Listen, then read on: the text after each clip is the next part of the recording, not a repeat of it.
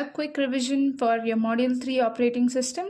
First, we have to know the definition of the critical session, and then coming to the requirements for the solutions to the critical session. Those are like your mutual exclusion, progressive and bounded weighting requirements.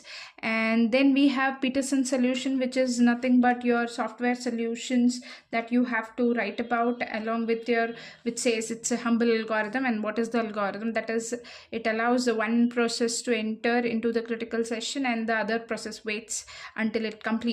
So then next we have a classical problems of synchronizations. There are three different problems here that are being defined. That is bounded buffer using semaphore, reader writer using semaphore, and a dining philosopher's problem using semaphore. Where here in the bounded buffer we have a different saying, like we are going to use a producer consumer example where we have three different types of semaphore that we are going to use here is a mutex, empty, and full. Whereas in the reader and writer, we are going to use a different types of semaphores called as a mutex, write, and the read count. Whereas in the dining philosophers also, here you are going to use the wait and signal semaphore along with your chopstick as a semaphore, that is having the count of number of chopsticks there.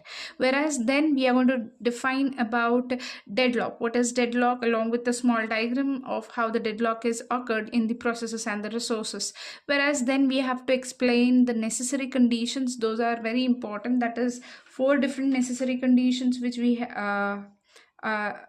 see is your mutual exclusion, no preemption, circular wait, and hold and wait.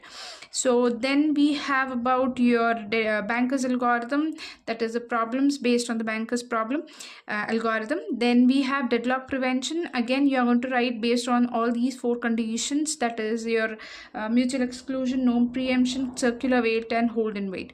Whereas in the deadlock conditions, and illustrate with the resource allocation graph, this is again with this four condition, but here you are going to explain in terms of your resources and the processes and your edges, your assignment edge and the request edges, like that, and the vertices are the processes and the resources.